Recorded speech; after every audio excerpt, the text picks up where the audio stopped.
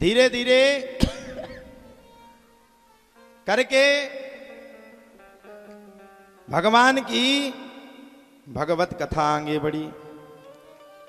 और जब धीरे धीरे करके भगवान की भगवत कथा आगे बढ़ी, तब तो प्यारे कहा जाता है भगवान की भगवत कथा आगे बढ़ने के तत्पश्चात ही भगवान ने पृथ्वी के नीचे 7 लोक बनाए। अतल वितल सुतल तलातल महातल रसातल और पाताल, और 7 लोक ऊपर बनाए। ओम भूर्भुवः स्वः महजन तपोर सत्य। ब्रह्मा जी ने तपस्या की। भगवान ने कहा जाओ पृथ्वी लोक में मेरे लिए कोई अच्छा सा उपाय खोज करके लाओ, मानसिक पुत्र पैदा करो। ब्रह्मा जी के 4 मानसिक पुत्र पैदा हुए, सनक सनंदन सनातन और सनत कुमार। और इसके बाद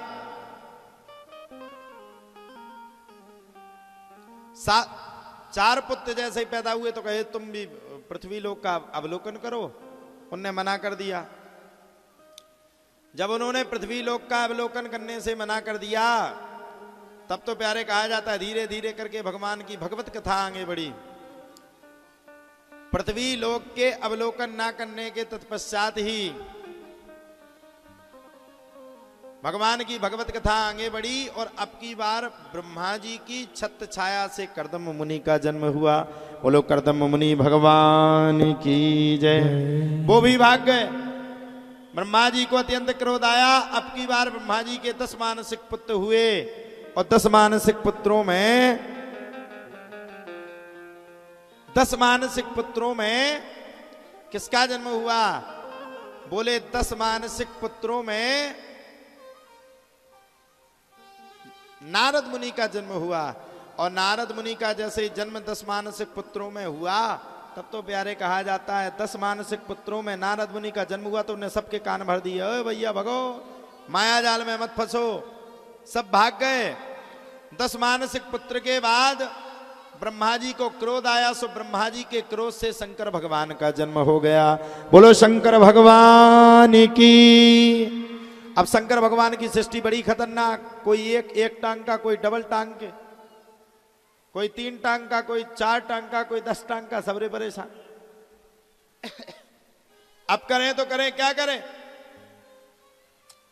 ब्रह्मा जी ने रोक दिया, भैया तुम सृष्टि का विस्तार मत करो। अब की बार ब्रह्मा जी की जांग से मनु और शतरूपा वैवाहिक जोड़े में प्रकट हुए। मनोस्तु शतरूपायाम तिस्त कन्यास्य जग्गिरे आकृति देवहूतिश्चा प्रसूतिरिति विश्रुतः। 5 संतानें हुई, आकुति, देवहूति, प्रसूति, प्रियवतु, राजा उत्तानपाद।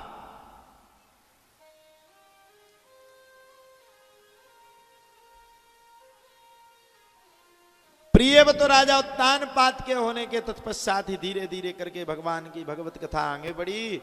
और भगवत कथा आगे बढ़ने के तत्पश्चात ही समय बीतता गया, सारणी बीतती गई। और मनु शतरूपा की 5 संतानें हुई। आकुति का विवाह रुचि प्रजापति के साथ, देवहूति का विवाह कर्दम मुनि के साथ, और प्रसूति का विवाह है राजा दक्ष के साथ हुआ। राजा दक्ष के साथ युद्ध चला, और युद्ध चलने के तत्पश्चात ही, राजा दक्ष के साथ युद्ध होने के तत्पश्चात ही धीरे धीरे करके भगवान की भगवत कथा आगे बढ़ गई।